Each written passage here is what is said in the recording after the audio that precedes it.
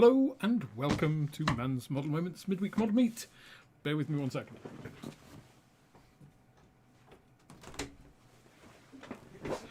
Sorry, just needed to close the door. Right, well, as you will have seen, or hopefully have seen, I have put up a poll. I put it on YouTube. I've also just started one here because I think the people that turned up should get a bigger say, right?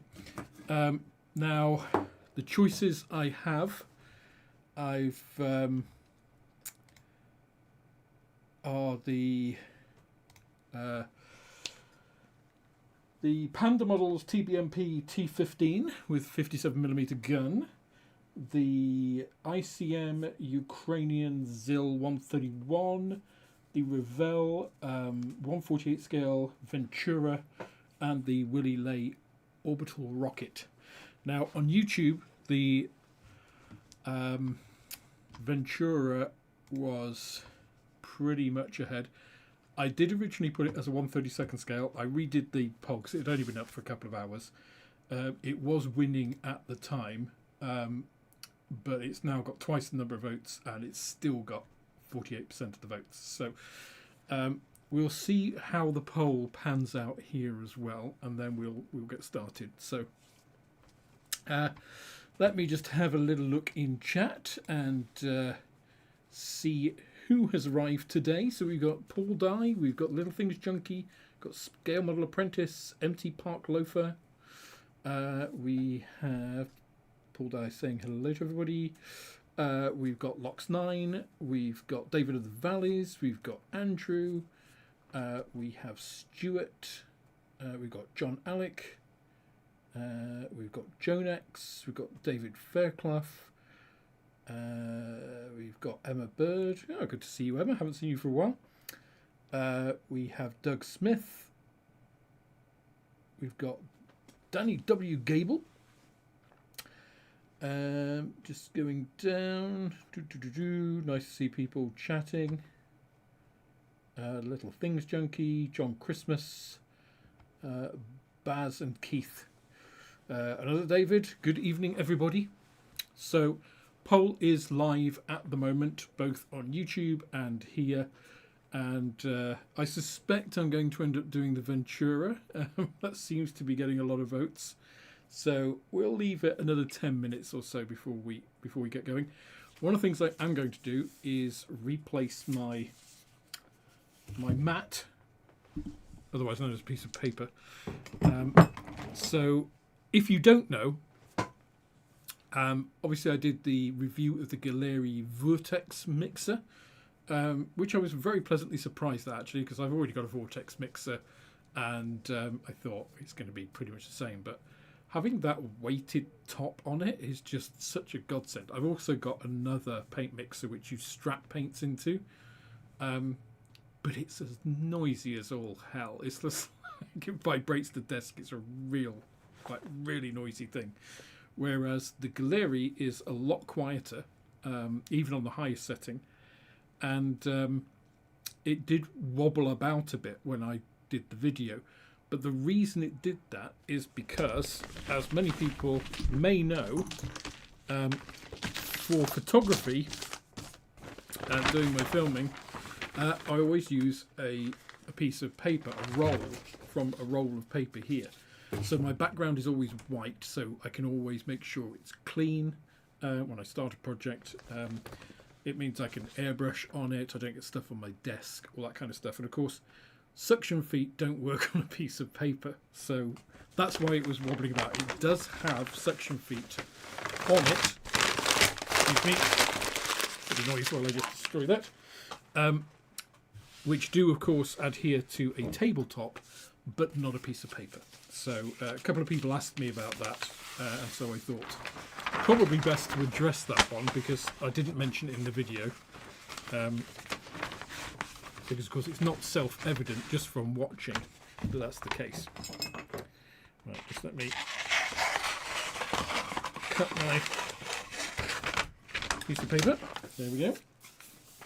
Pop that back somewhere so I forget where it is. shall pin that down with my microphone. And just underneath my monitor stand there. And there we go, a nice clean surface to work on. So, as always, I'll go through the build as we go, but if you have any questions, any comments, QQQ or CCC or question or comment in capital letters, please, and that'll just help me pull it out of the chat, especially as I'm going to be mainly concentrating on the kit. So I will, of course, come back to chat periodically. Throwing things around as I try to move these scissors without injuring myself.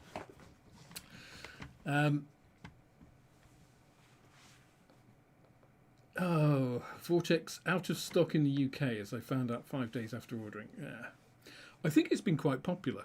I mean, not just in the UK. I've seen quite a few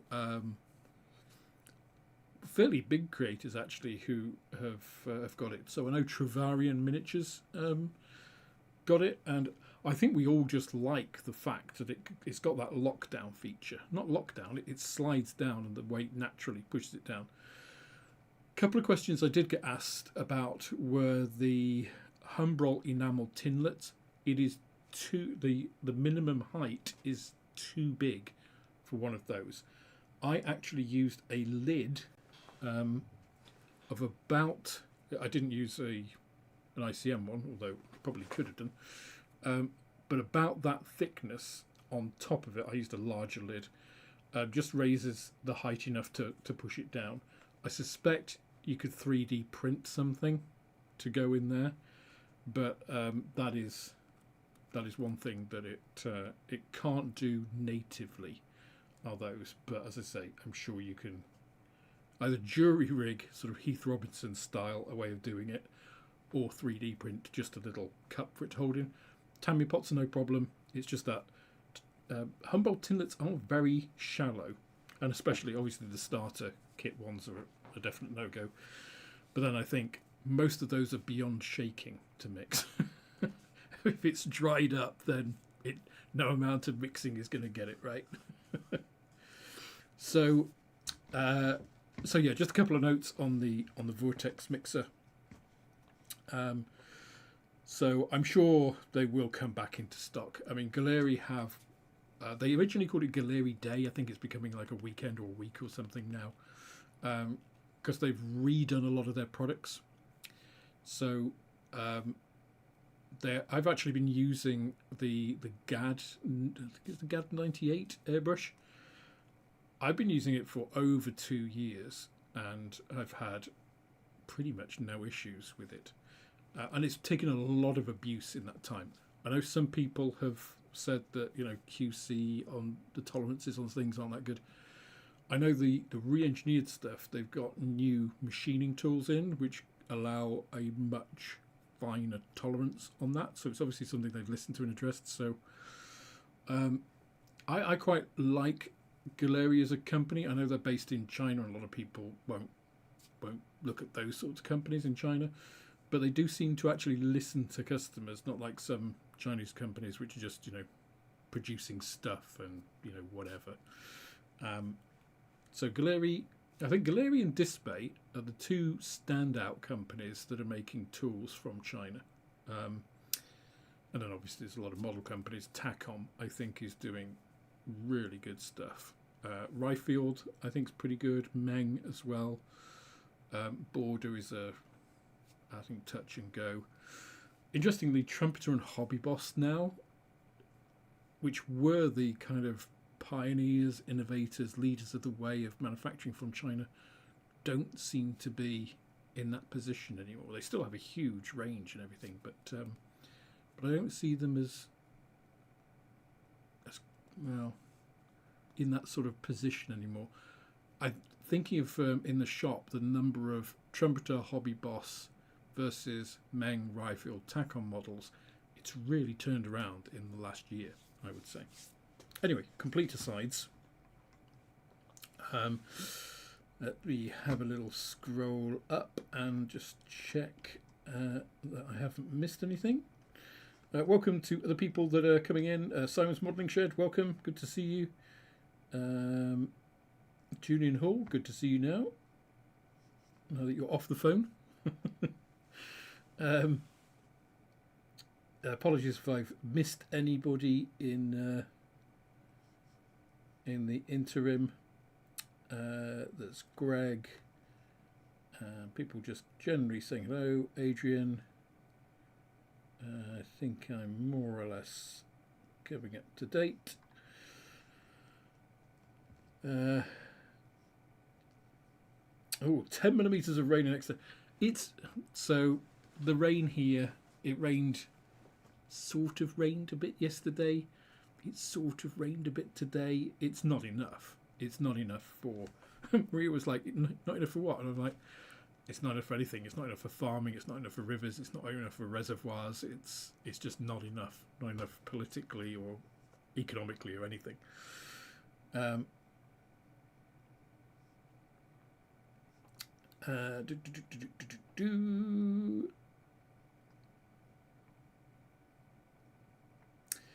Scale Model Apprentice says, I think I'll get one, Alex. I also want another one of their airbrushes and I want to try their paints. Yeah. Now, the new paint range has actually been delayed a little bit. That's coming. I do have some of the new paints to try out. I haven't tried them yet. The new airbrush I'm really looking forward to. I don't have one yet. They have promised to send me one. But this is the one with the improved tolerances on all the parts. So that should hopefully address some of the QC issues that people had. As I say, I didn't encounter those, but the Aventus airbrush looks really nice. And obviously they had the Stallions for the Year of the Horse earlier, which look very cool, but I just couldn't justify the expense. So once I do get that airbrush, I will do a review on it because I owe them a review. I didn't get the review for the standard one out when I wanted to, so I said what I'll do is with the new one I'll talk about living with the Galeria airbrush for the last couple of years and then how I feel this is changed, that kind of thing.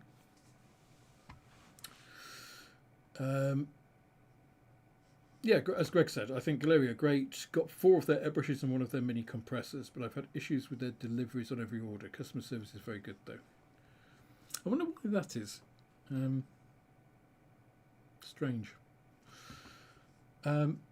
Adrian said, question, it came with a Galeria sticker. Would that not be able to stick to your work surface and then put the mixer onto the sticker? Yes, I think that's what that is for, because a couple of other people commented on that. But again, I can't stick it to the paper. So it's still the same issue for me for showing you. In day-to-day use, it will stick to the bench anyway. So it's just, I couldn't show you in the same way that I will use it, if you see what I mean. Without that. Little Things Junkie question, why did I think Galeria was a US brand? I don't know. I don't know. I can't get in your mind. But anyway, the poll looks like we have a pretty similar result. So 49% have gone for the Lockheed PV1 Ventura.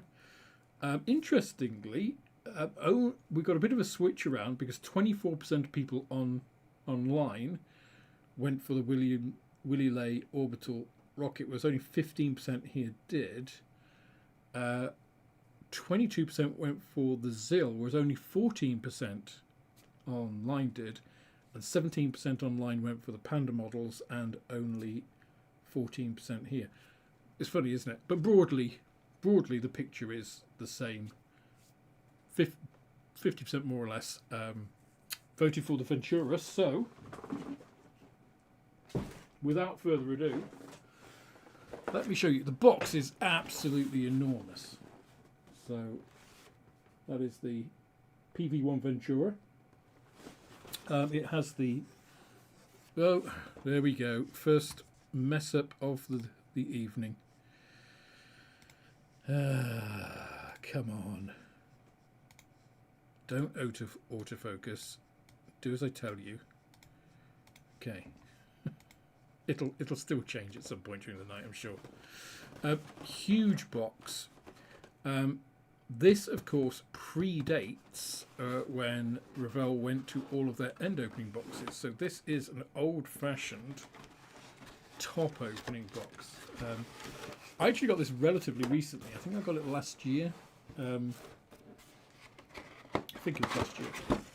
So big top opener. Obviously I got it second hand. And it also has the old style instruction sheet. So black and white booklet. You can still find those booklets in some of the Revell kits. And everything is contained in one enormous bag. So still sealed.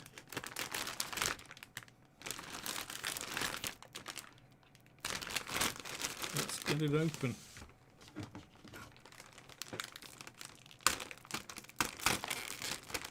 I need a new blade in my scalpel.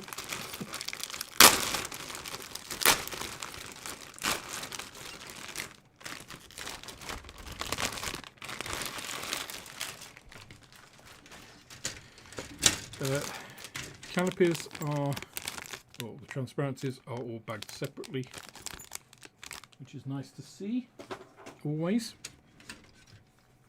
And this, it should actually say on the original instructions when the copyright is from. If I can find it.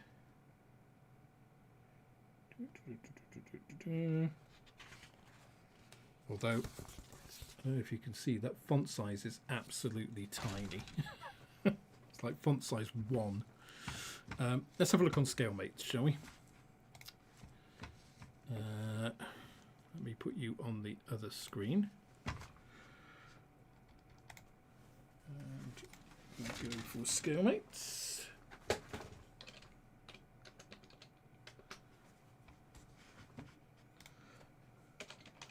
Ventura. Kits. Static model kits. 1/48.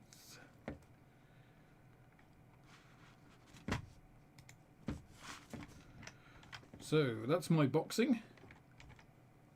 So that was from 2012. It was actually tooled the year before in 2011. And then looks like Academy have reboxed it fairly recently, 2022. That's interesting. I wonder why that was.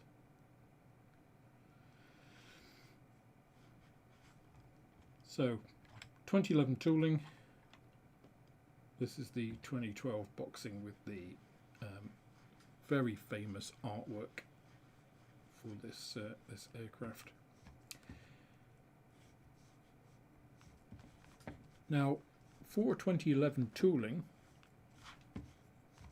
I think it's pretty good. Let me go over to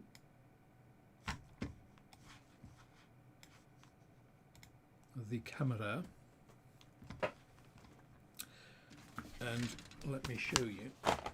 So those are the decals. Interesting, this comes in 2 different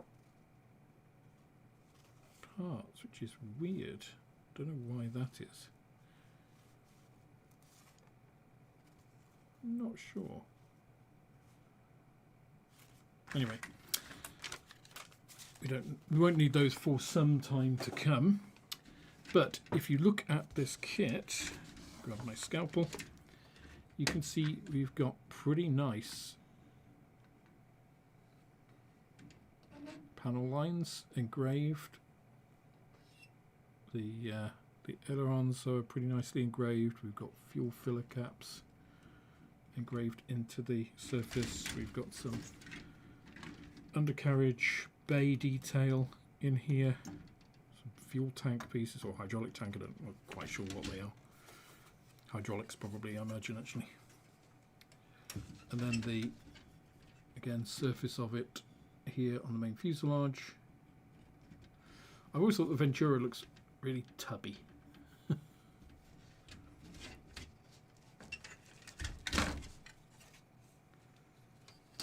And of course we do have an interior.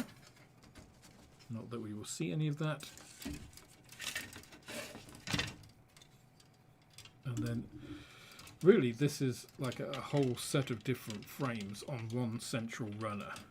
Right, that's where the plastic is injected at this point. You can see the central injection point, and then goes off this main runner. So you've got this big thick main runner, and then goes to these thin pieces that then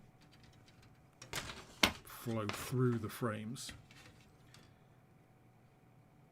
But overall it's pretty nice. You know, you've got these here, which are actually, if you can see, completely, get my phone out of the way, those are completely through. They're not just dimpled. You can probably see my, actually if I do the blade, you can see the blade through those hubs. Really nice, actually. The engines are probably the weakest, one of the weakest areas, I guess, because you've got a whole bank of cylinders, or two banks actually of cylinders just there, but then you're probably not going to see too much of that anyway, so yeah, not too bad.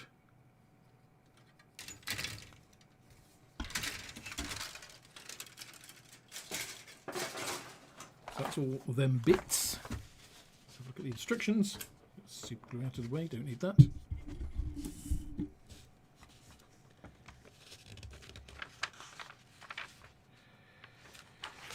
So you've got the, provided you've got good glasses, the information here to read up. Usual blurb about safety and all that kind of stuff. All of the Revell instructions for the paints in just about every language you could want. Interestingly and quite nicely, you do get parts maps, although they are tiny, really. It's one thing about Revell kits, often the part maps are quite small, which is a little unfortunate. And then you're straight into the construction in pretty standard format, let's face it. And there we go through. So one of the things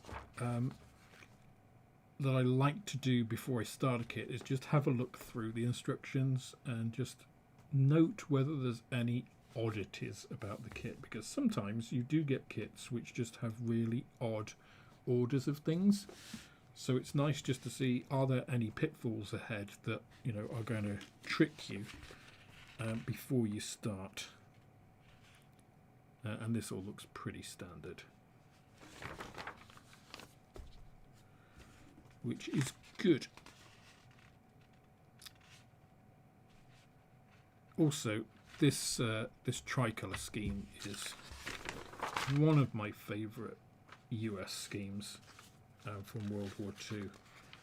It's just so iconic, and plus, because this is a naval aircraft, we can do some nice weathering on this, because they did tend to get affected by all of that sea air quite a lot.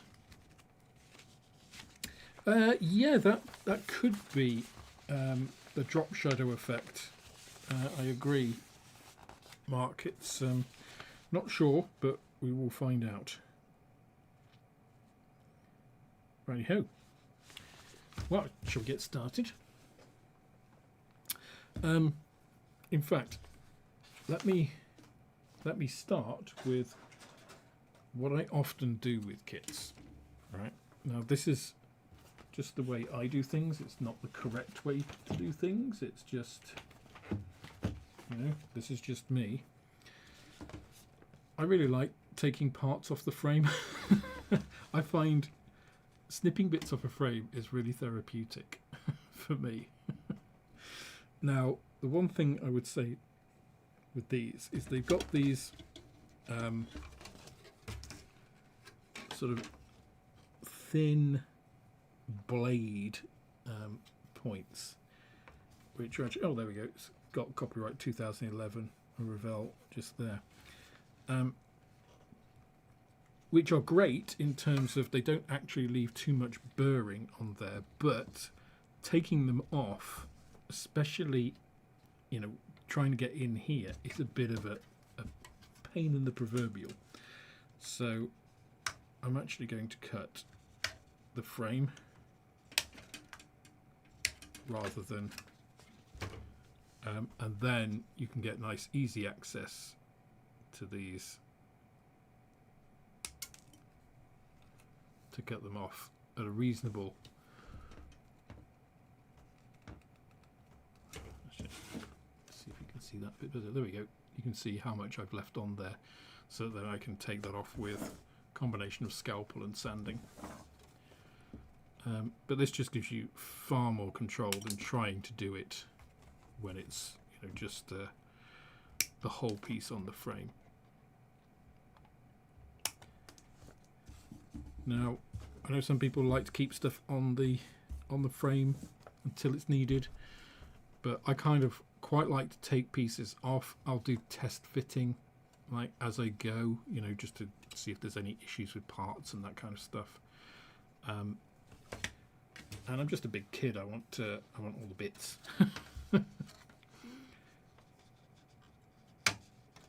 So I wouldn't normally do this with single bladed snippers. But this is actually quite soft plastic. So the other reason I like to do it is because I hate having these big clunky frames everywhere. I just find it's incredibly annoying. So I try and minimize these as much as possible. Let's just break off the main runner there. Get that out. You know, they're just easier to deal with. So typically I'll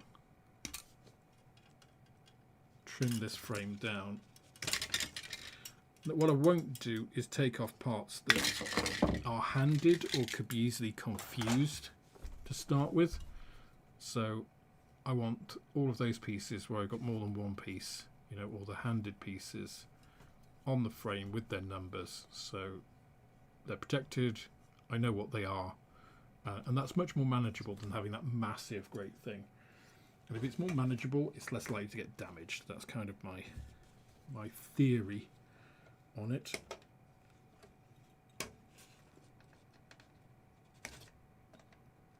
So even though we're not coming to the wings until much later in the build, I'm still going to take all these off. Also gives you an idea about, you know, how big this thing is going to be. How much room am I going to need for it, you know, during the build, all that kind of stuff.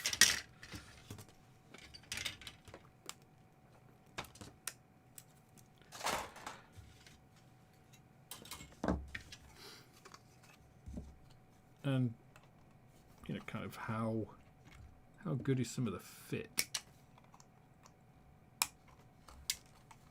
Give you some idea about if there were going to be any fit issues through the build. No, those are both tops, Alex.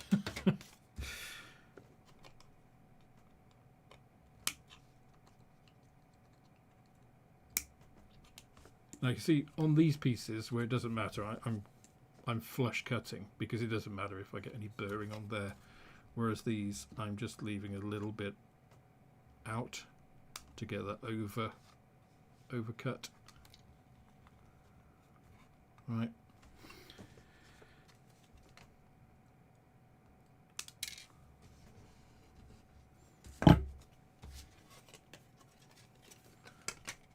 So let's have our first test fit.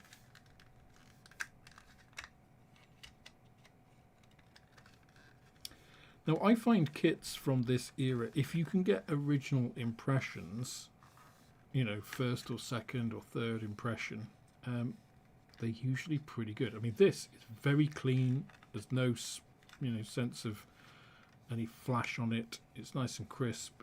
That fits together beautifully. But some of these were impressed a lot. So I saw somebody on Facebook complaining about the the ME109 G10 72nd scale kit. But that was a 1996 tooling, and it's been made, I mean, that's gone through the injection machines like hundreds of times. Right? They've done tens of thousands of impressions on it, and they don't seem to have taken care of the toolings that well.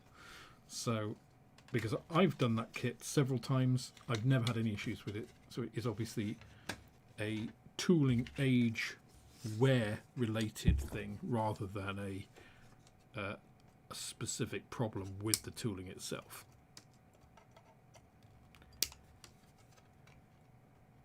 So let's get all these parts across there. There we go. So immediately I have this collection of parts. They're not going to get muddled. You know, we've only got two of each wings, two of the wings, and you know they are handed. There's no muddling any of this. Instead of this like absolutely huge wobbly frame. So for me, I feel that is better than dealing with the huge frames like this, you know. In fact, even if I were to leave these on these frames, as I may well do with some of these parts, I'm still going to break it down into the individual frames, which is of course kind of what they do now anyway. Because I feel like that is much easier to deal with than that, again, big old frame. And of course, I probably won't use the original box. So these little bits, I generally, I say little bits, but you know, the smaller areas I tend not to remove. It tends to be the big stuff. Right?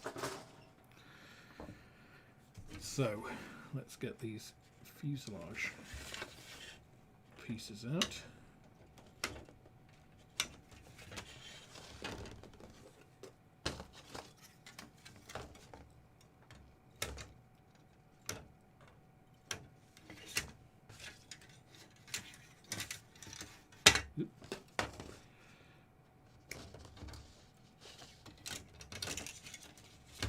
Get these big gangly pieces. It's really quite a nice plastic to deal with as well. It shears well. You know, the fact that you can just do that. It's not brittle, but it has a good shear. See, that bent quite a way before it snapped. But it's just a nice quality of plastic, I find. And then we're going to take that central runner out of here. And there we go. So much easier to deal with.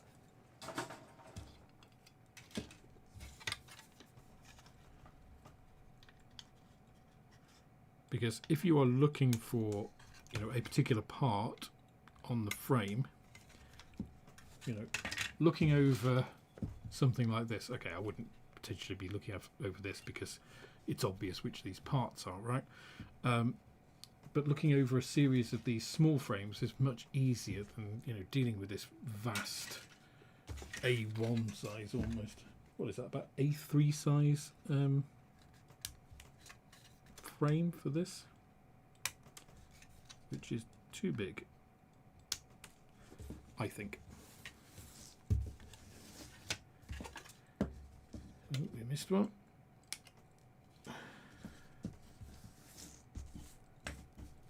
Notice I'm using the royal we when I make a mistake. There we go.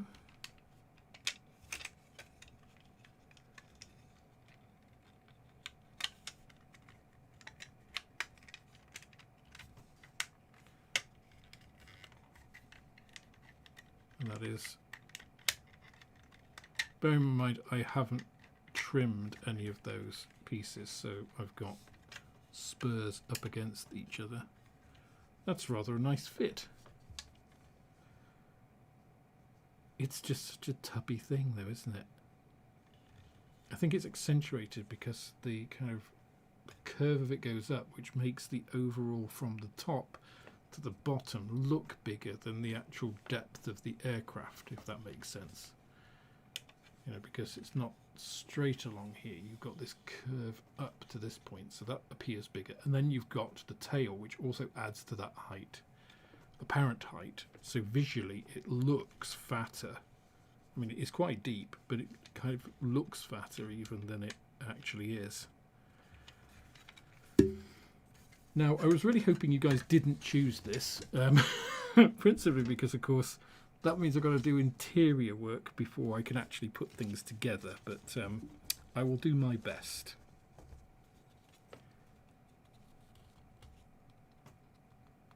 Just want to trim the worst of these.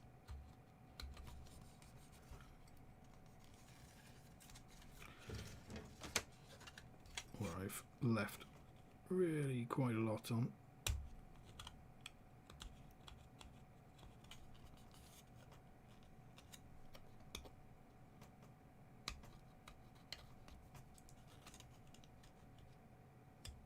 There we go. So let's put those to one side. Make that nice again. Let me just deal with this. Let's make this a bit bigger so you can actually see a little bit more of what I'm doing. There we go. Okay, good. Right, let me have a little look up at the chat. Simon says, how many builds is this for the year so far? So, in terms of actual builds, I've done quite a lot of builds off camera. So I've done an M18, the Chaffee, the Hetzer, Chieftain I did last year. It's also trying to distinguish when projects are. I did the Black Panther, so that's like 5. I've done two Stugs, a Panzer 4, Panzer 3, another Hetzer. So plus the Type 45, I've got a couple of Mac kits I've built. So even though I haven't been building for the channel, I've done probably a dozen kits so far this year. Emma says, I like the ultrasonic knife for removing parts from the sprue. It avoids the damage to delicate parts snippers can do. I'm a big fan of single-bladed nippers, where you have basically it's like a knife and chopping board. The disadvantage of these is they're relatively delicate. I don't think I would trust myself with an ultrasonic knife. Scaramouche Apprentice says a lot of wasted space in those runner trees. Yeah, probably. Mark says, I like the chisel edge blade on my ultrasonic cut. It's great for removing the last bit of sprue from a surface. Ah, okay, yeah. Couple of people popping in. Brian Smees here. Good to see you. And Julian says, you were hoping we wouldn't pick it, Alex. You know what they say about giving someone a loaded gun. Yeah. I know, it was kind of inevitable, wasn't it, really? It's one of the reasons that as I mentioned when Simon asked that question, how many builds so far this year? I've been doing a lot of armour because you don't need to do interiors, so you can build it relatively quickly. I've also been doing it because they are for, as I say, a lot of the videos that I'm in process of doing at the moment for tonal variation, all that kind of stuff, weathering, etc. So let's have a little look now at our instructions and what pieces we actually need to get on with the build, so we can actually build something. So we need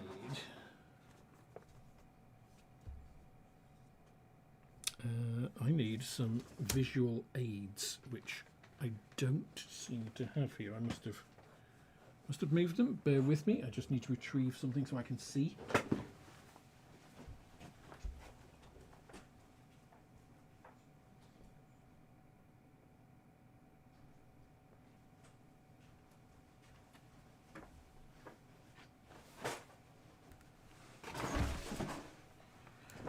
Crash through things. Right, so we need parts 129, 132 and 133. So 132 and 133 are these little pieces here.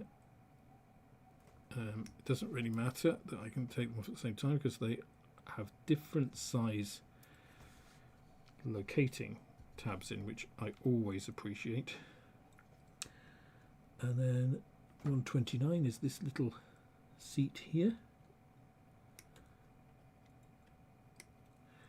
which again, considering the age of the tooling, it has some nice seat detail there. It's even got a seat belt moulded on it.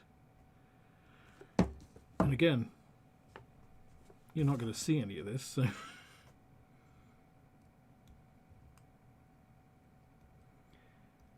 so just clean that up a little bit, and then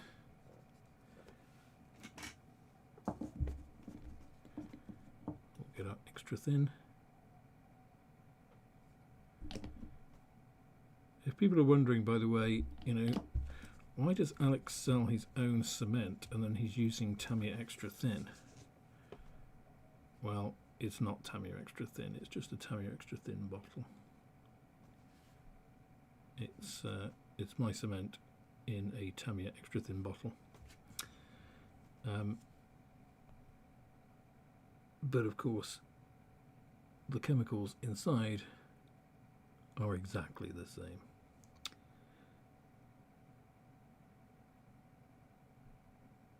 Right, there we go. Let's just make sure that's focused.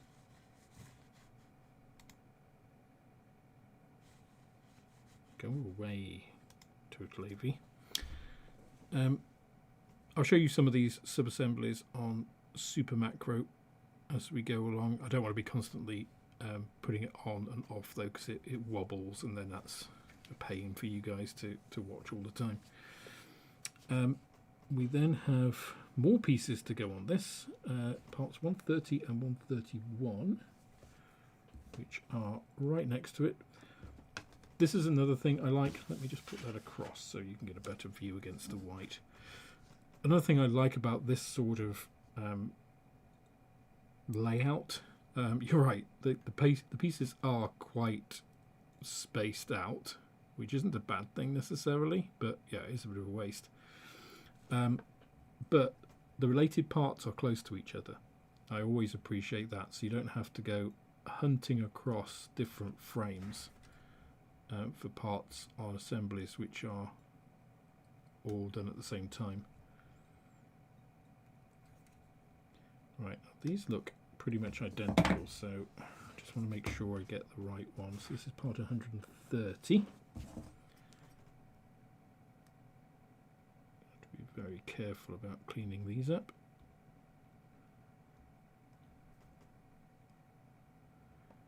So as not to damage them.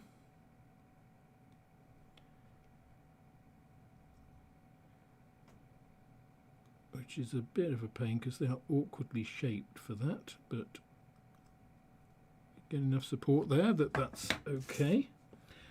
And our little seat here, part 130, goes on the right side, the left side here.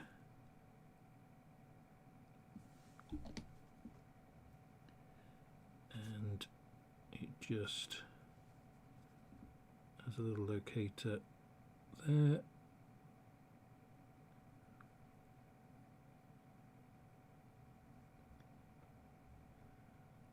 And these pieces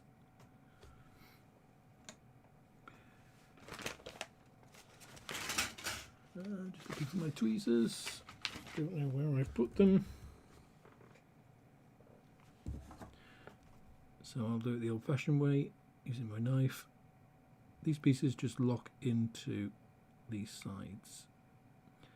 Now if I were going to advise anybody building this kit, I would probably say it's better to put one of these sides in, then put these pieces in, because you can then lock them in like that. So if you put that side piece on first and then put these in to lock into that, and then put the remaining piece on, I think that would make much more sense.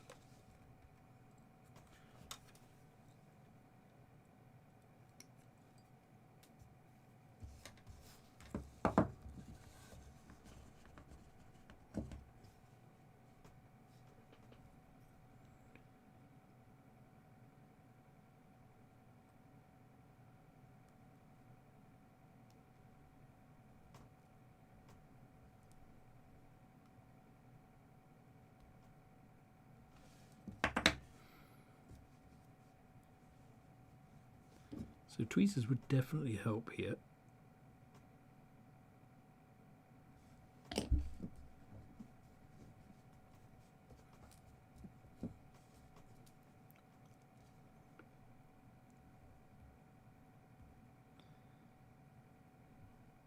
But these locating bits are actually quite positive. They go in rather nicely.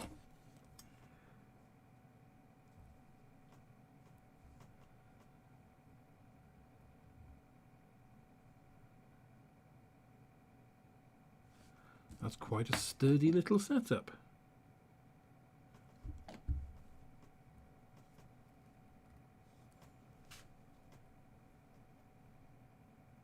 Not bad at all, that.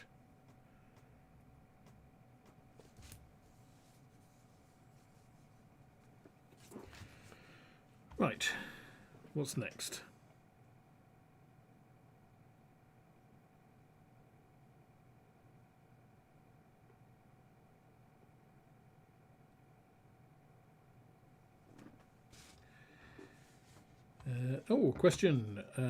Question. Using the Aquaflow over a coat of Autotech gloss coat and cleanup was problematic with just a wet cotton bud. Is that to be expected? I have since used X20A to clean up and it works a treat. Okay. So Aquaflow is not designed to be wiped off afterwards. So yes, it is to be expected. Aqua Clay is the one that's designed to be wiped off with water. So yes, you have found out a property of the washes as designed.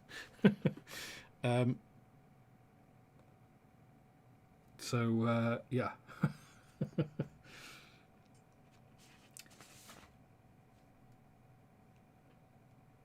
Right, let me get my focus back. So, don't think the pieces I need now here, apart from the two control columns, which look very delicate.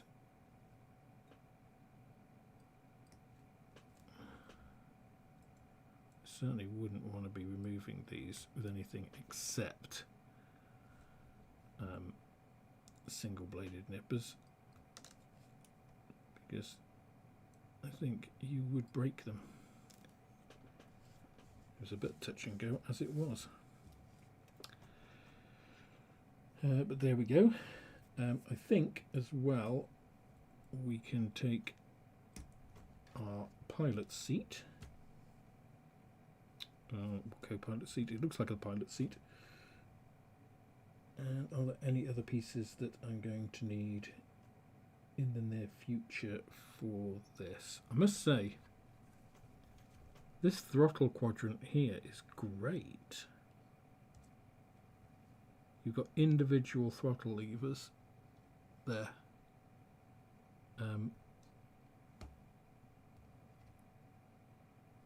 Injection molded, really nice.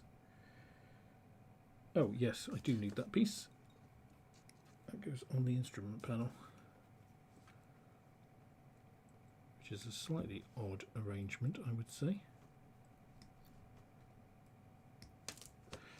So the instrument panel. Again, I'm going to show you all of these parts in macro shortly, just to show you what they look like. And then I'm also just going to dispose of that section of frame. And then I don't think we need this for some time, so that can go to one side whilst I get the other parts we need, this being one of them. So that is the rear of the cockpit. This is the cockpit floor. This is our center console.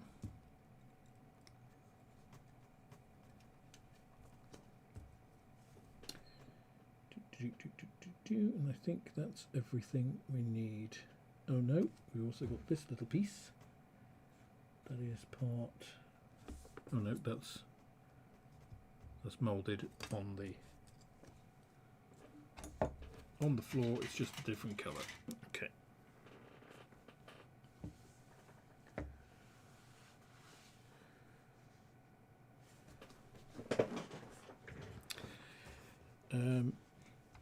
Andrew says, assumed I was in error somewhere.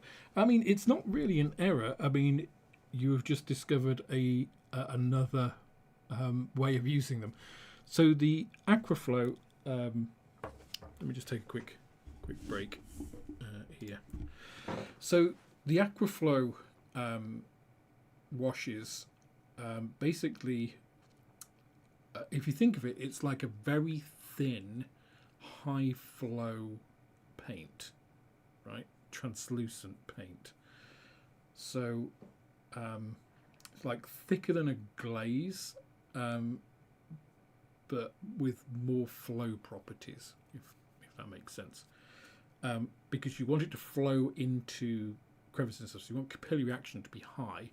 You don't want that on a glaze. You really want it to stick to the surface as much as possible. And the binder holds it. Now, the difference between the aqua clay and the Flory washes, for instance, is that they do also contain a small amount of binder, which helps them stick to the model. So they are a little bit harder to remove than the Flory washes. Anybody who's tried them will probably found this out. They stain a little bit more, and they can be a bit, because the Flory ones wipe off very easily. These you need a little bit more work sometimes with them. The flip side of that is that because of their formulation, they do contain some. They're not really organic solvents, but they are. It makes them, basically their formulation makes them compatible with some organic solvents, whereas Flory washes absolutely are not. If you use a little bit of IPA near a Flory wash, the clay just drops out of solution and it's a mess. Whereas I kind of wanted it to be compatible. Compatible sounds like I'm saying you can dilute them with alcohol or something, which you can't. But at least I haven't tried. Maybe I should. But they'll accommodate some solvent. So So it just gives you a little bit of flexibility on stuff like that. And as you found, you can then actually utilize that property to like remove the flow rather than the clay. But yeah, you will need some sort of solvent-based system to break that binder in the aqua flow that isn't as present in the aqua clay. But a similar solvent system is used in both. Again, saying solvent makes it sound like we're talking a small percentage of it's basically a glycol ether type compound, which are very soft and broad solvents. They have good solubility characteristics, and that's one of the reasons that they'll tolerate some solvent use. But there we go. Just a quick aside. Right, back to building.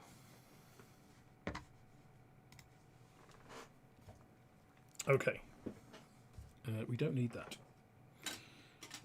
So let's have a little look at these pieces. Let's clean them up first. So this is very much the sort of Renaissance period of Revell, in that late 90s to 2010s kind of period that they had before everything went tits up for them and they went bust.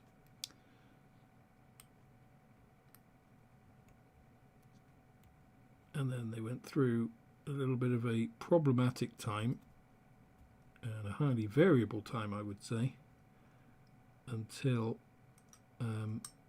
the recent escapades after Luke has joined them and started to change some of their more dubious practices, including getting rid of the end opening boxes, gradually seeing that transition through to flip top opening boxes,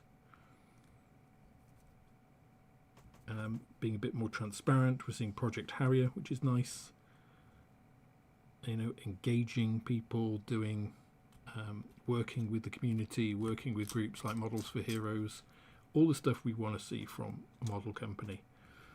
And it's sort of thrown, obviously, as I've mentioned many times, starkly into contrast with a certain other hobbies company and their behaviour of late.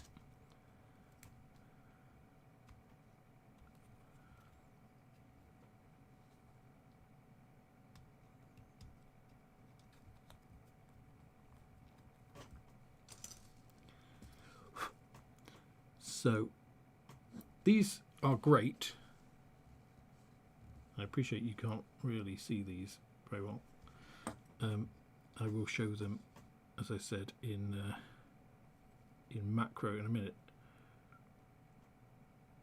But because they are, I don't know, they look in scale, they're probably a little bit overscale, as most things, the small things are in our hobby.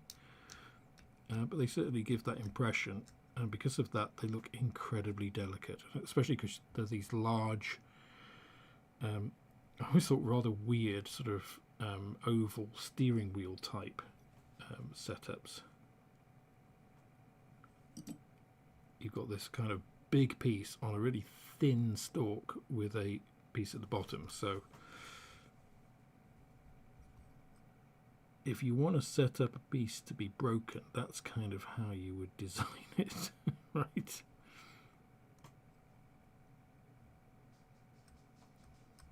Having said that, the attachment points are, absolutely make sense. You've got one down here on the indexing point.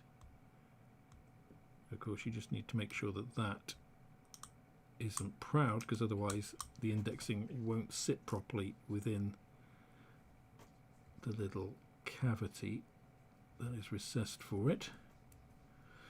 And then on the side of this handle, the main thing you've got to make sure of is that you're just not putting pressure through this piece once you remove it.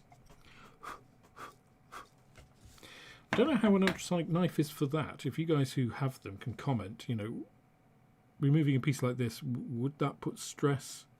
You know, does it put vibrations through that? Or is it pretty good for removing delicate parts? Let me know. Right, I shall show you now what these parts look like in close-up. So these are those. Oh, let's put some light on. So these are the control columns. So you can see what I mean about that's where the attachment point is. So obviously I've just done a basic cleanup on that. I haven't sanded it or anything. I've just carved down the main part. And this very delicate piece that goes down. But you know, you've got some nice little details on there. You know, not bad at all for the size of the piece. And again, what you will actually end up seeing in the finished model. That is the instrument panel. So you've got nice recesses there, some little switches and stuff. Fairly basic by some standards, but I think you can do quite a lot with this with decent decals. Especially if you then go over and use, you know, something like UV resin on the faces of these dials.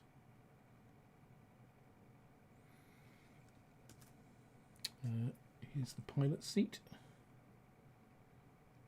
So you've got a little cushion representation there, which is quite nice.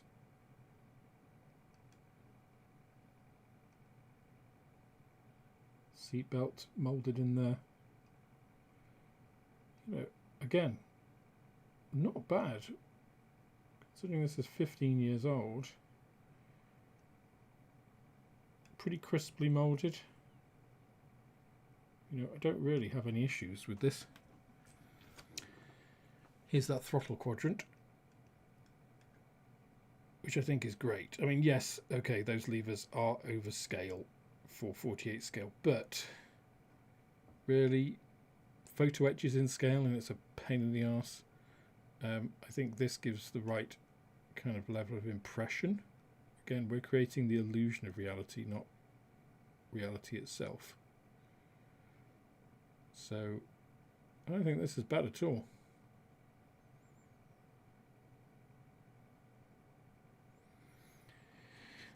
What else do we have? There's a center console.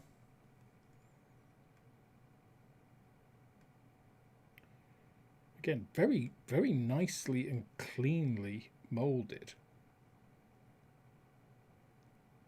which always helps if, you know, you're going to do dry brushing or something. You don't want lots of little, you know, erroneous ridges and stuff making the thing look awful. Let's just clean that piece up.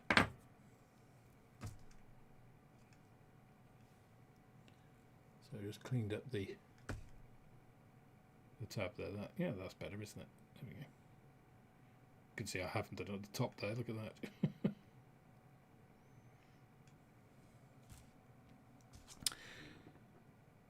that. Cockpit floor itself is a lot more basic. It is just flat, plain, untextured plastic, which, you know, you've got this center console which has some nice detail on. I like that knurled switch, that's cool. But the actual floor itself, not that you will really see any of this. Pretty featureless. So there's our little complex build of the co-pilot's chair. So nice little sub-assembly and quite positive location. You know, quite a solid little assembly. And again, nice little impression of it of a cushion there and a seat belt as well.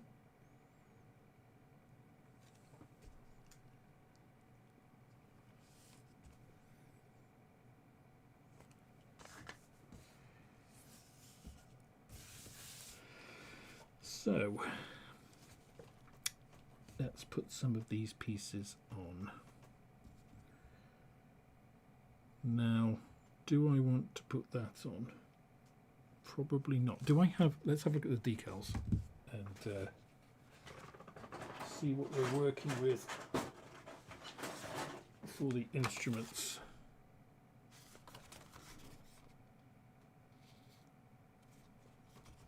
Okay. Not a lot, it looks like. I think you're also right about the drop shadows, because those are definitely, I think, larger.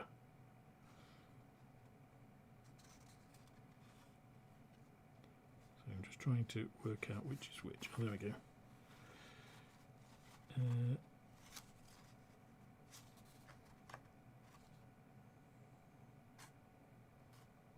I think, maybe. Yeah, there's definitely some sort of overlap. But anyway. Okay, so as far as I can see, it looks like we only have these instrument decals here, which seem to be for that side only.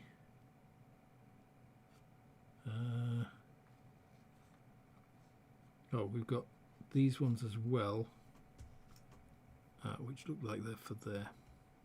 Okay. I'm surprised that there aren't... Oh, it's got 2, 3 and 4. Do those go on those big ones? Let's have a little look. Okay, so we've got a mixture here. I've got it right in front of me. Why I didn't see that before. So we do have... Okay, they're all over the place. Look, that's why. They've actually got instrument bits all over here, dotted around the sheet rather than all together. I'm not sure about these decals, but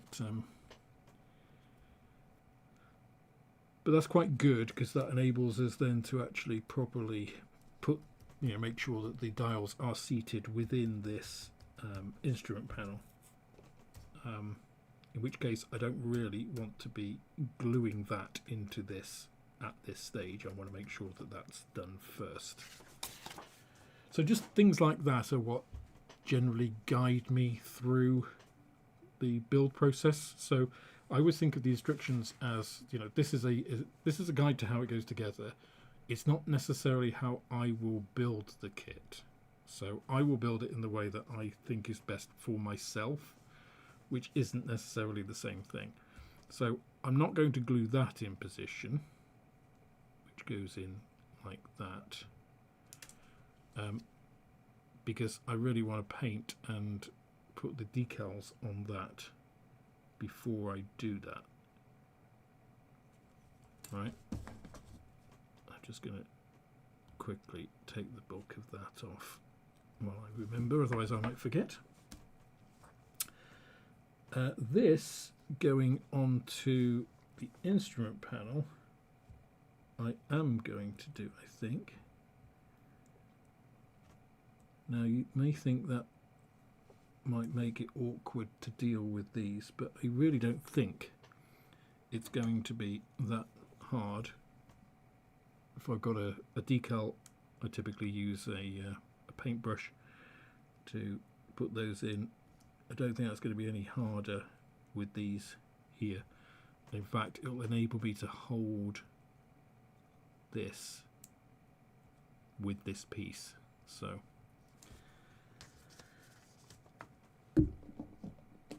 I'm going to go ahead and do that. I often put Tamiya extra thin on one part and put it on just to provide a sort of an initial tack, and then I can run more extra thin in afterwards to provide a more solid bond if I need to, which I generally do.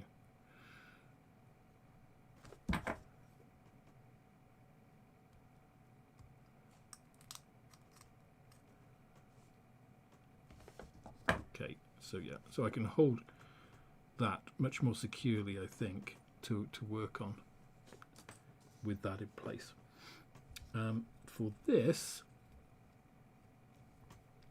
I'm going to secure the seat.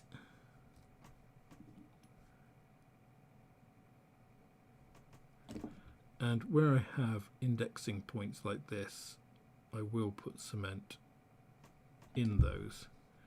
I overfill, so you'll see there's more than I need there, because it evaporates pretty quickly, and I want to make sure there is enough to hold those pieces firmly, dissolve them enough that they create a weld. And the thing is with like a pure solvent based cement is if you get too much on, provided you don't touch it, it will evaporate away and it won't affect anything about plastic other than the surface finish. It won't affect how it looks like long term. This one looks like, how does that fit in? Oh, that fits on the wall. Okay. Okay, that's quite a neat. That's quite a neat way of doing that, actually. Quite like that.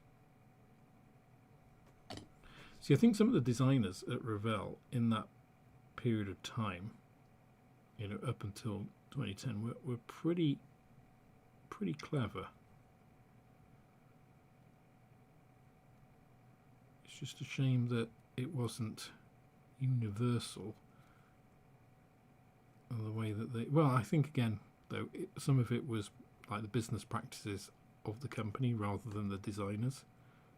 You know, I'm sure they didn't get a say in whether the company boxed old stuff in new boxes, right?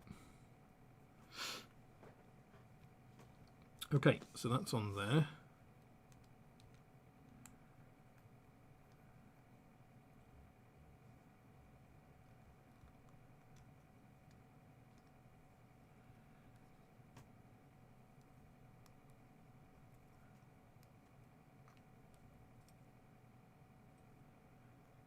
Okay,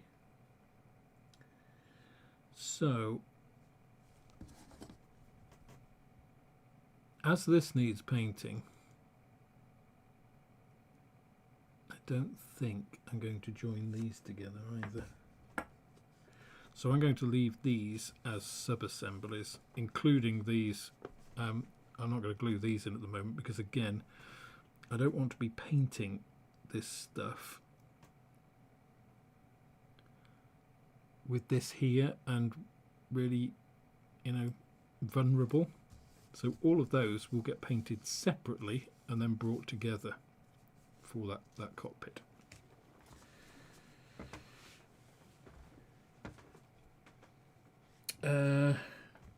Emma says it is absolutely great for delicate parts because you don't need to put pressure on them. Control columns was what I was thinking of, having broken my 72nd scale P51 column with nippers. The only issues I have found with ultrasonics, it heats the plastic with long cuts, e.g. opening doors. So cut a bit and wait a bit. Okay, that's interesting to know. That's I may have to look at an ultrasonic knife. I just it's something that I haven't missed not having, if that makes sense. So I'm a little bit reluctant to have something that I know people who have injured themselves with when I know that will be the first thing I do. So right, let's move on. Okay, it's funny how a lot of kits do this. They'll bring in the tail wheel assembly at this point, and I understand why they're doing it. It's just not something I particularly enjoy. at this stage, but let's trust them at this moment. So where is that piece? So what are we looking for? Part 56. I mean, so this is one thing, right, with instructions. They got part 5, you doing the panel here, and then part 6, you're onto the wheel, and then you're back to this panel again. That makes no sense. And obviously it's because of the they put the order of these for the size of these boxes, right? Which is not how an instruction sheet should go together. You should have the different parts and then arrange the boxes to fit the order, right? Not fit the order for the boxes. The boxes are the lowest common denominator. They're irrelevant in terms of the actual build, right? So just slotting this one in here because it's like, oh, it fits, even though it's completely out of sequence. No. Just no, don't do it. Right, that is our rear piece. Do you know what? I'm just going to take this big piece out at the same time because that's impossible to get mixed up. So parts that I can't possibly mix up with something else, I'll often take from the frame as well.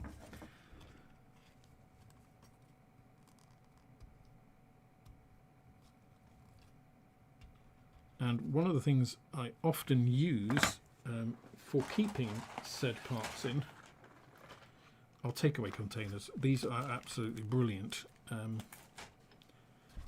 because, you know, I've got all these sub-assemblies, so I can put all these little sub-assemblies in here. They're kept all together. They're not going to get lost. They're not going to fall out of a box or anything because you can seal this, and they're free. Free with tasty meals. What more could you want? They also age well. So at one point I did have, like, well, basically when we had kids, right, when we had young kids, and we got through quite a bit of ice cream. I used ice cream tubs, but so ice cream tubs and like, you know, I can't believe it's not butter tubs, you know, spreadable stuff like that. But the plastic in that is crap. It just degrades over time. It becomes super brittle and it just disintegrates. This doesn't. So yeah, another reason these are really nice. So let me put that to one side a second. Keep this nice and clean. And then let's find our wheels. Our rear undercarriage, which doesn't look like it's on any of those frames. Certainly not on those. Here we go. So we got little wheel, which is really quite nice. The hub detail on that tail wheel is quite good. And then we've got our. So I was just looking.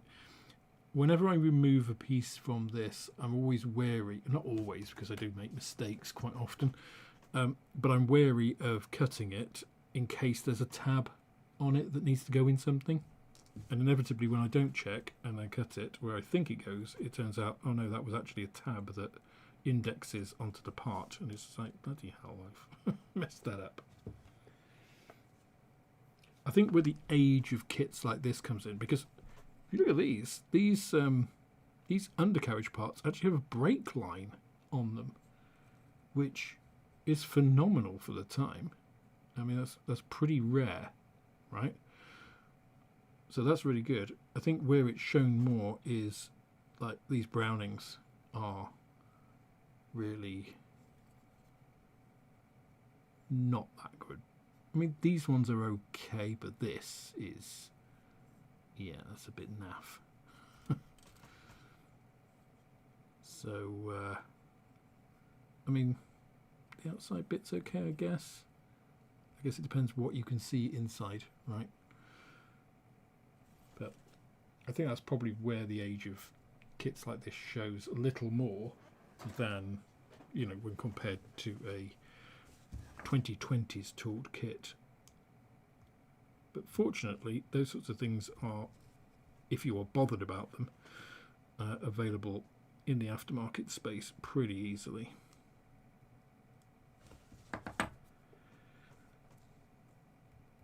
So this is actually rather nicely indexed. That goes together very well. And it looks like it's going to fit on here quite well as well. Yeah. I don't particularly like making these assemblies at this stage.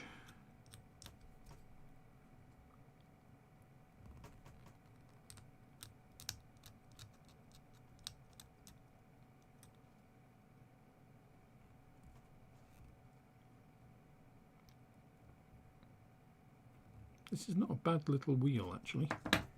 Tyre looks pretty good. There's no real seam mark on it. I'm not going to leave it free spinning because I'm not going to roll it across my desk or anything. So I'm just going to go ahead and cement all of this in.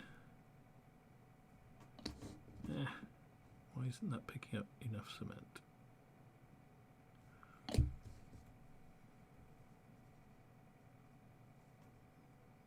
There we go. That just sandwiches together very pleasingly and pretty much seamlessly. That's rather nice.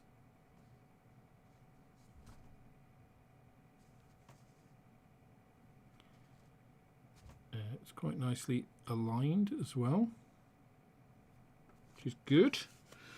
And then, so for this goes, so this is one of the reasons I don't like doing it at this stage,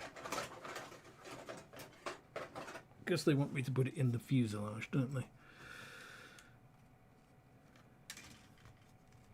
So according to this goes in, wedges against there, and then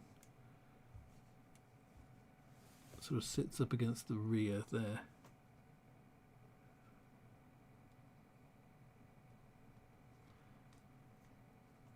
Which is interesting. I can't say that's my favourite assembly. Let's put this in anyway. Again, let's trust them, trust the process.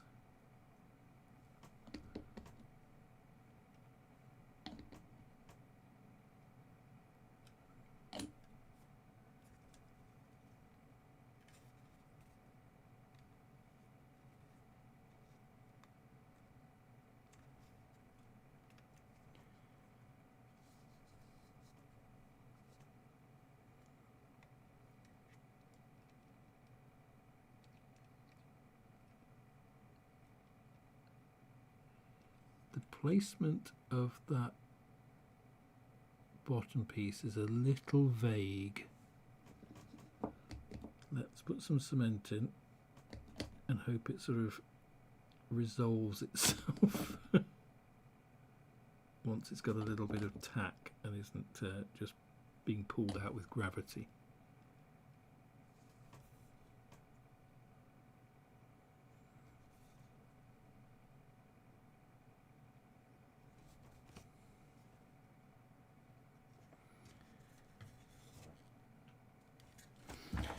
Okay, let me very quickly take off any of this that might interfere in the fit.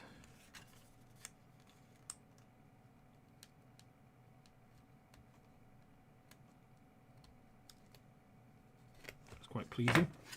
And then let's bring the second half in here. Don't think that's going to interfere.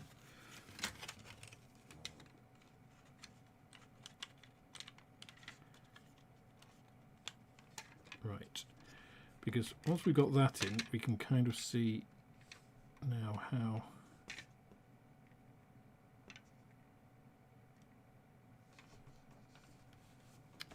let's try and focus on this piece, because I think it's, there we go, because it looks a little bit skew-iff to me.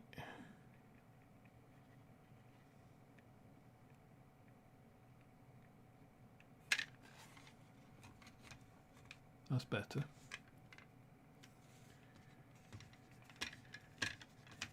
Yeah, I'm not a fan of things which don't have really, positive indexing and securing pieces if you're going to put it in one half, because you're never quite sure how that's going to sit when you bring the two pieces together. So I always try to make sure those two pieces are together to actually get the proper seating before entrusting it to actually dry.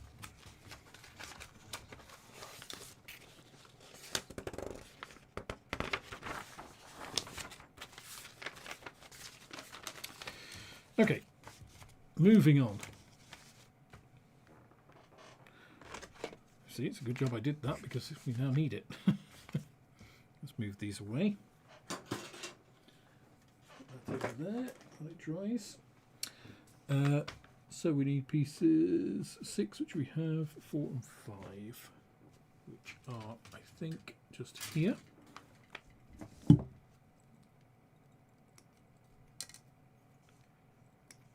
So I would say this kit looks pretty good if you just want a fairly simple build.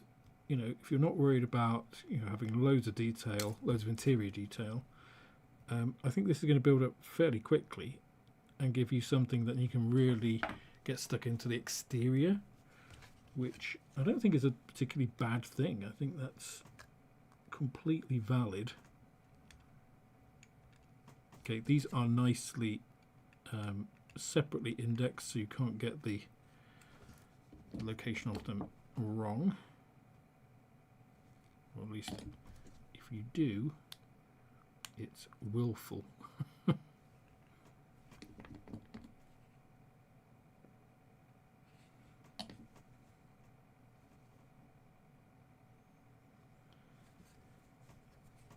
And then I'll do the same with this one. And then we'll test fit it into the fuselage to make sure that we are getting everything aligned as we wish.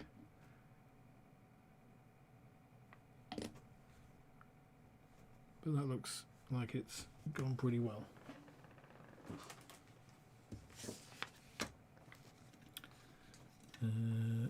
Which way goes which?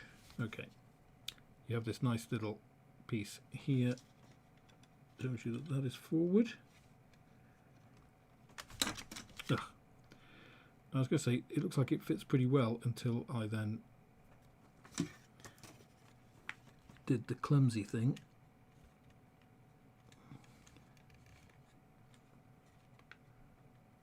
Yeah, that actually does not look bad. Looks like it's going to fit pretty snugly.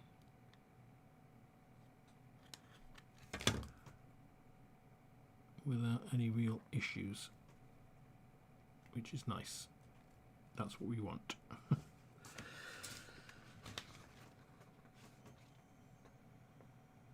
Okay. We also have this spar, piece 12. I mean, the parts count in this is not high. There are not hundreds of parts in this.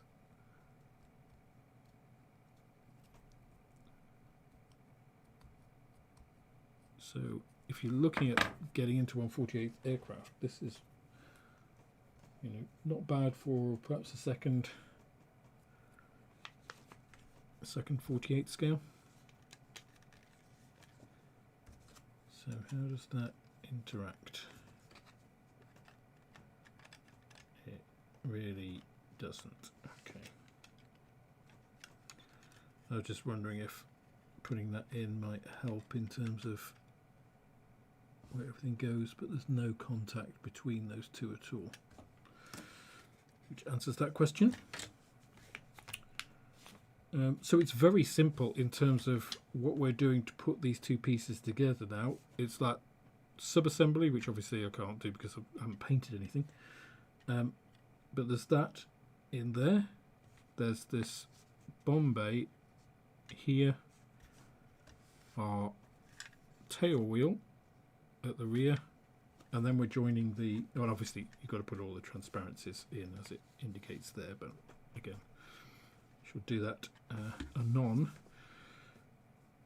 And then we're closing it up. So it's a pretty simple build, you know.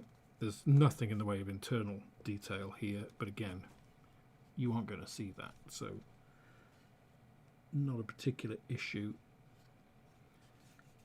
No real detail on the inside there, so if you just want kind of a mojo build, throw this together and then work on the outside, I think that's, you know, one of the areas to go for.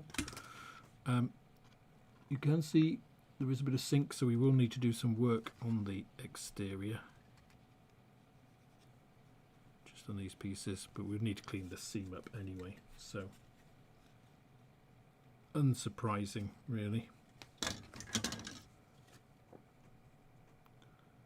So I'm just debating, do I put this in now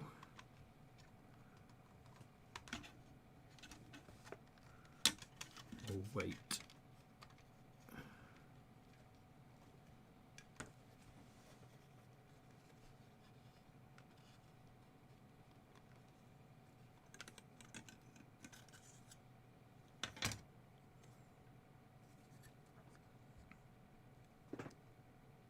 I'm worried that this is going to, I don't want this to dry at an angle that is then not going to work properly here. But the fit here is really vague, I would say. And that's the thing where some of the older kits sort of sit in terms of their difficulty is because, you know, they make a lot of assumptions, and sometimes that's not a good thing. You see here they're relying on this sitting correctly, but there is, you know, room for interpretation, let's say, in exactly where that fits. So they're relying on you doing a lot of test fitting and making sure it all goes, but if you're doing that after coming to this piece which is already cemented, you could be in for some problematic fit issues. Not terrible or anything, but just all it would require is a couple of indexing pieces here just to lock that in place so that it was a positive fit to stop that happening.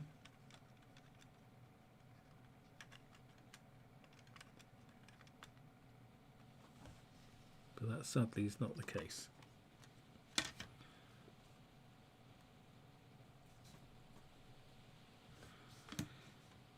Hey ho.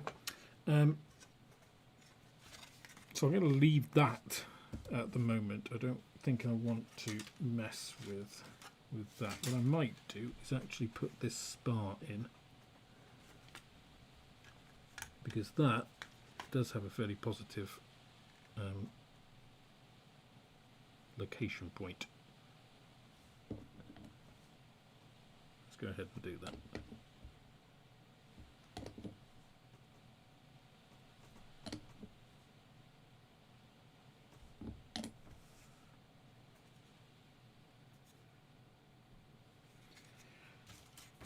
And what I will do to ensure that it stays in the right place is I'm just going to fit this fuselage together.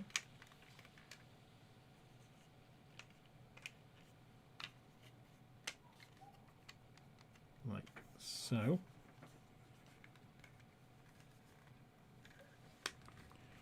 and if I can find it,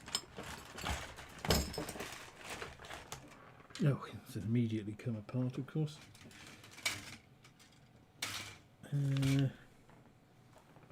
I have some tape here somewhere.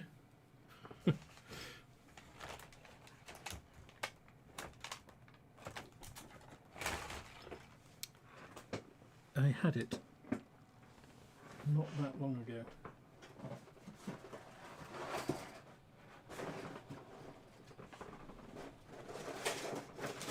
Where has it? Oh, there we go. So I'm just going to tape this shut. If I can find the end of the tape. There we go. There it is.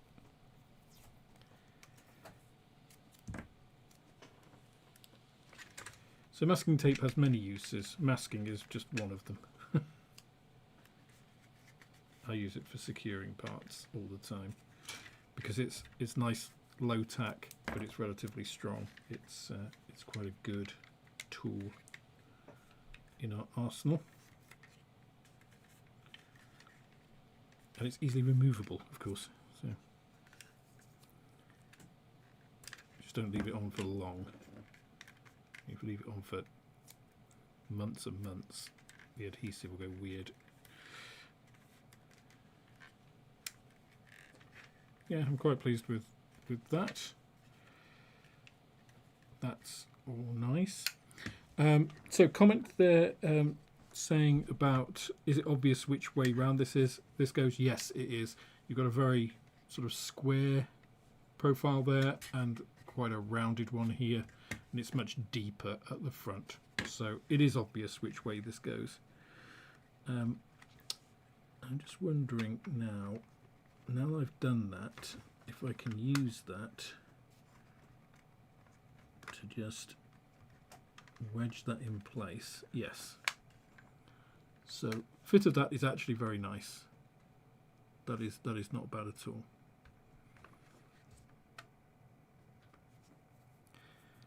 So once again, what I'm going to do here,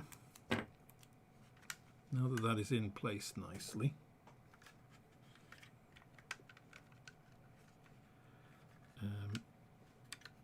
so everything is on this side, so I'm just going to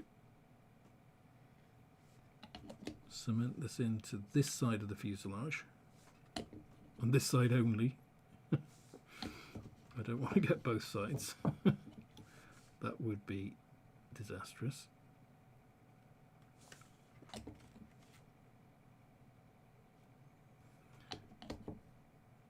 But this way I know it's going to be in the right place. It's all angled properly. There's no gaps. And then once that's all cemented, after this is all dried, I can take off this fuselage half and then work on, you know, I can paint the inside and all that kind of stuff. So that's where we'll leave that fuselage piece.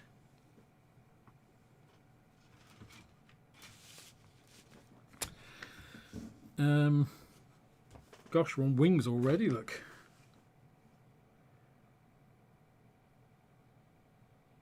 Okay. Yeah, as I said, very much a quick build, and then I think you're going to spend the time on the painting. And that's really where you're going to make it shine. Unless, of course, you want to go for the detail and you want to add aftermarket, blah, blah, blah, blah.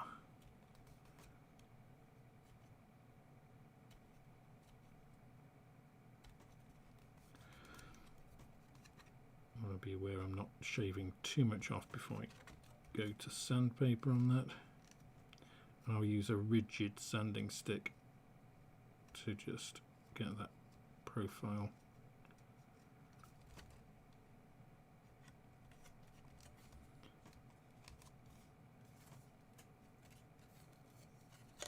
basically that one.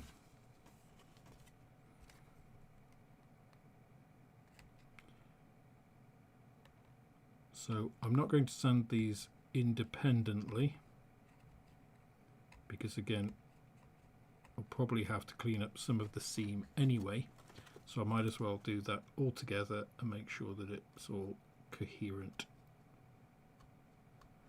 I'm just trying to get the bulk of the material off here without going too far and digging into the profile of the wing. So if it looks a little bit proud, that's okay, provided we're not getting any on this, you know, bonding edge. It doesn't matter if it comes out a little bit from the wing profile, because we'll reduce any of that when we sand this leading edge anyway. Otherwise, it's pretty clean.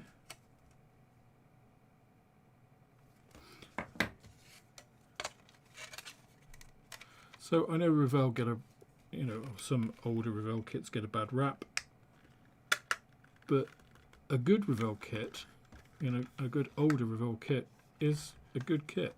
You know, they are pleasant to build. They've done some unusual subjects.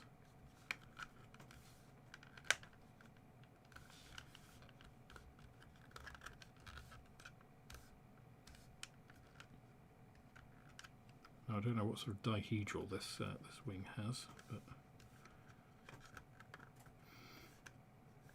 I quite like, I mean, I know obviously this is a compromise, but I quite like the way you can put the wing together without having to like faff about with lots of bits in the wheel bay.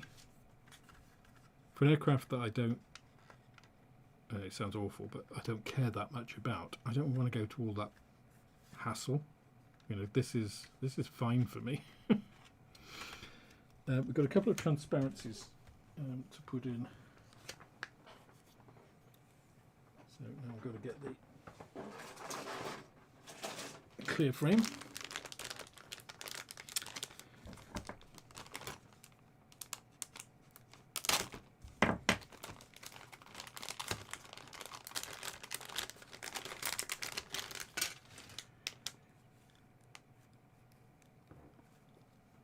So we've got 137 and 138.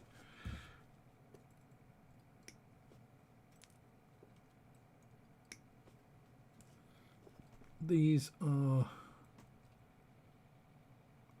not the best. So I think I said it on the ME262 review as well, right?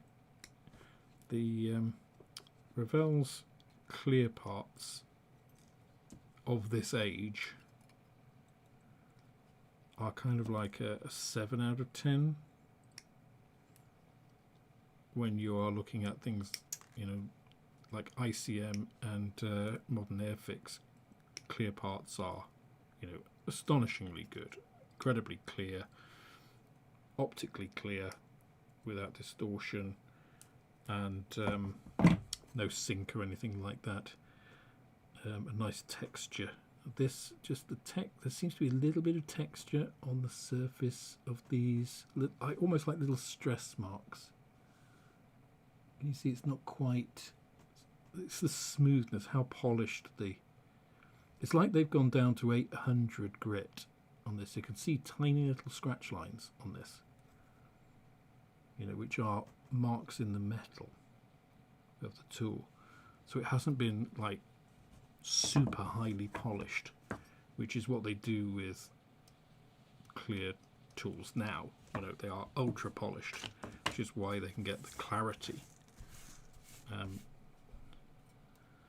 But still 7 out of 10, not bad. You know, it's not something I would think of replacing because of it. If it was, you know, if Ventura was my favourite aircraft ever and I was going to go to town super detailing it, I would replace these. But it's not. I don't, so I'm not going to. Okay, so ostensibly 137 is for this wing. So let's get part 137.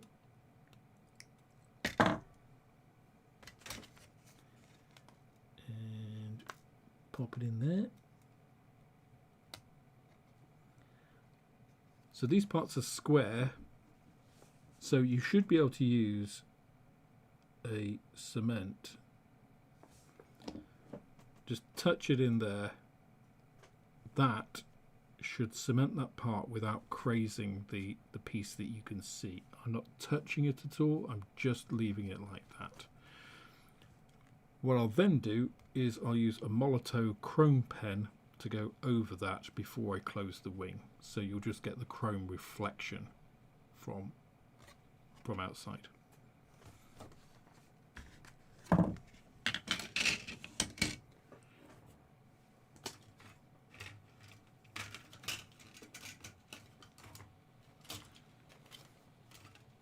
Let's just do the same process with the other wing.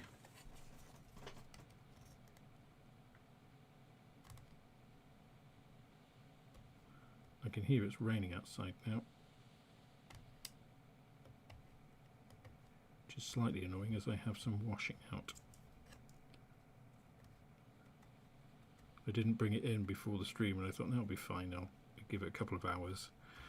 It might be a bit cold when I go out to get it, but no, it's decided to rain on it instead. Marvellous.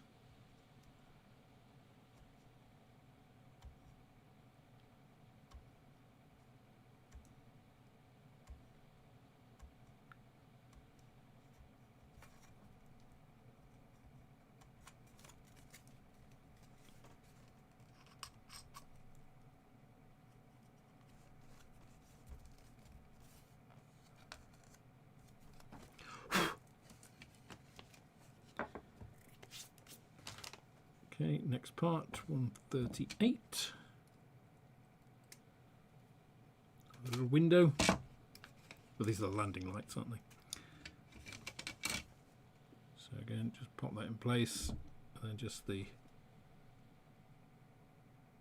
lightest touch of cement on there, just to give it a nice strong bond without interfering with that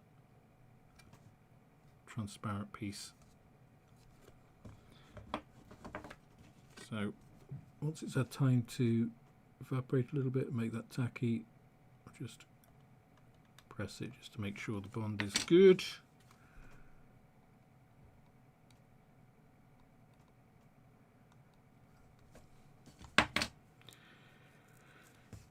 And as I say, the Molotow pen will come out. Touch over that inside part to simulate the reflector, and we can bring these wings together.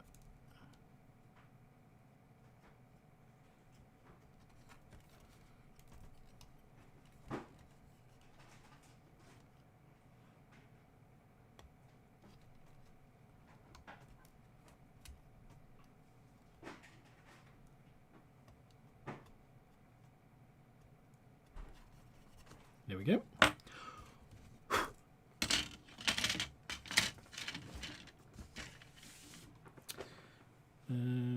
Okay. I thought it was my Molotow marker, but it's not. Right, let's put these transparencies out of harm's way.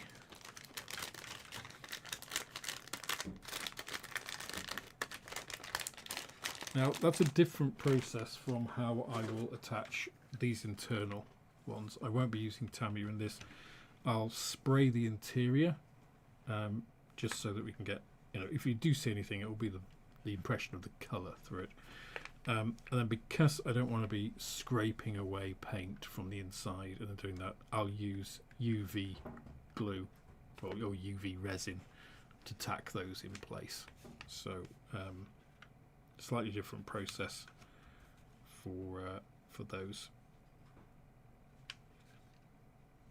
Okay, so can't really do much more there. Let's just have a little test fit of how these go on.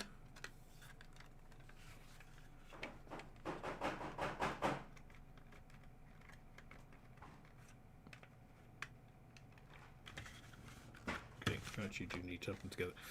Let's just try taping them.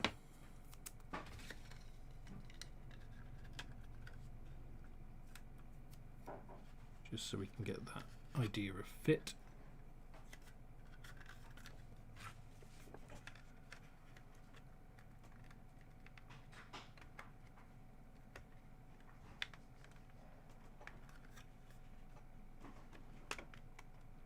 It's actually really snug.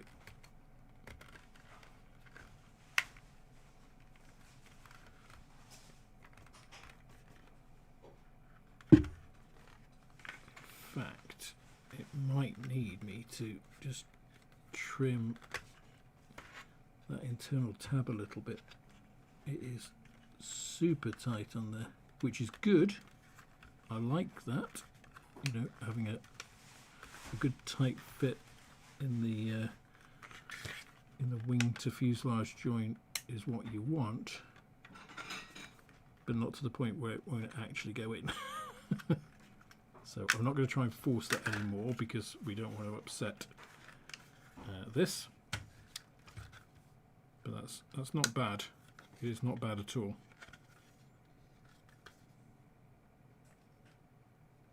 Wing looks pretty good. I think this one might have a little bit of warpage on it. It just looks like. So I'm going to have to fix that when I glue it, just by forcing it into place.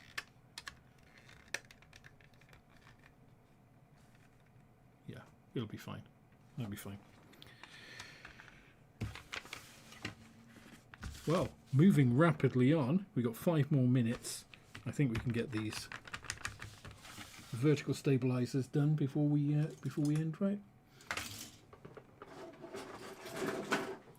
I must say, this is a surprisingly fast build. Considering it's an aircraft as well, which, you know, normally is a much slower build, this is pretty good.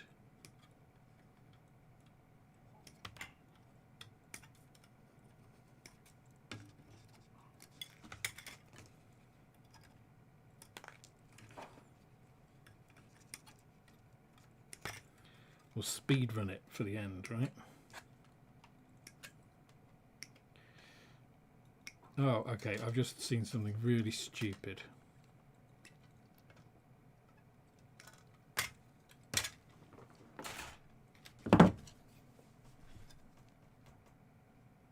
You see that? On the outside surface, let me actually show you.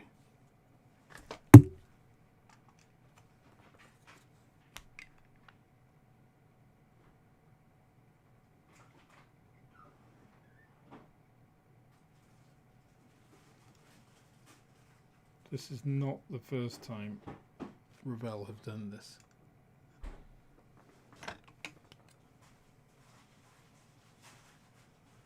Why would you do that? It's infuriating.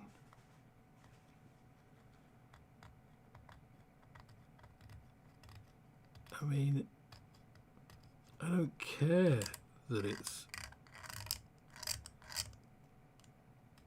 you know, moulded in Korea in 2011. I don't want that on the outside.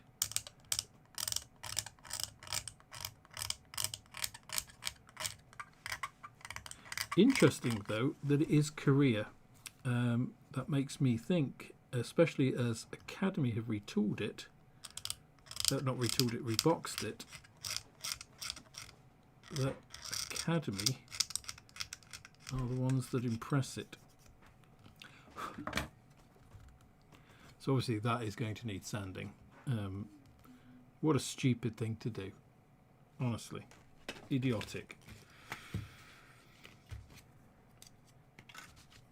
You know, credit where credit's due, and you have to call people out as well for the same thing, right?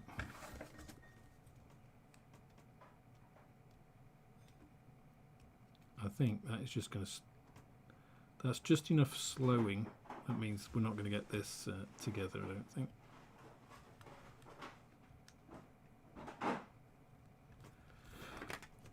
So I'm going to stop. I'm going to show my disdain for that moulding by stopping there. I mean, honestly, that is... Putting a copyright on the outside of your model is the most nonsensical thing I can think of for a company.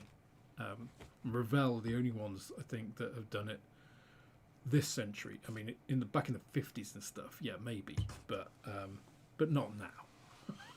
Not now. Anyway, pretty quickly progressing build, that one. Next time I look at this, we'll do painting.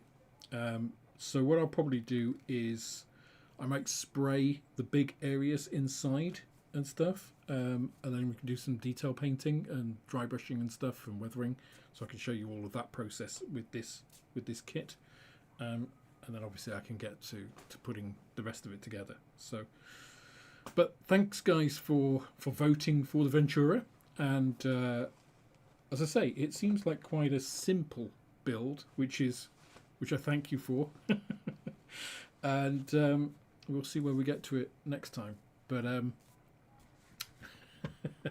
let me just have a little look in the chat just to make sure I've not missed any particular points.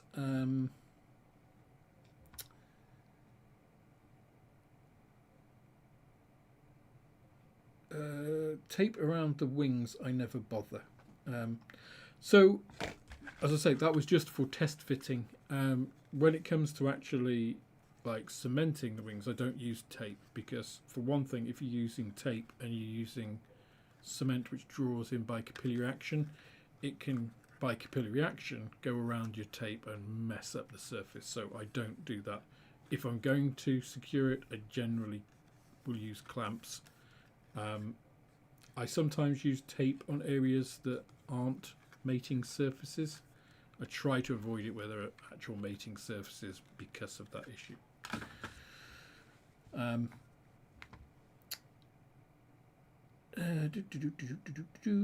Just looking down. Question: do you think the marks in transparencies might be related to temperature and how long in the tool?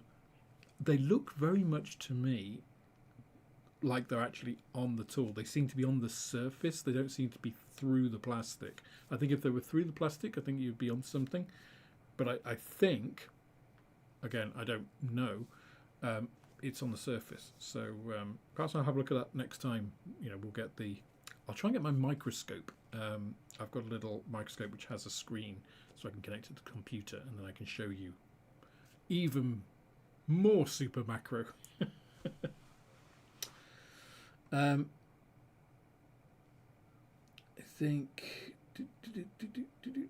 think that brings us up to date. So, thank you all for joining me tonight and watching me stab some plastic and melt some bits together and do some test fitting and things. Thanks for voting for the Ventura, and I'm looking forward to actually getting this one put together. I don't think it will take much longer to get this together, and then I'll probably do a video on the painting because it'll be a lot of airbrushing. It's difficult to do. I can't really do it here. So that'll be, yeah, thank you for that. Thank you for joining me. Have a great rest of your week, and we'll be on Scale Modelling live on Friday as normal. So if you can, join us. That's from 7:30. We'll be streaming it on this channel as well as on John Alex. And if you can't join us at the time, it's recorded on my channel so you can catch up later. So thanks again for joining me. Have a good one. See you next time. Bye, guys.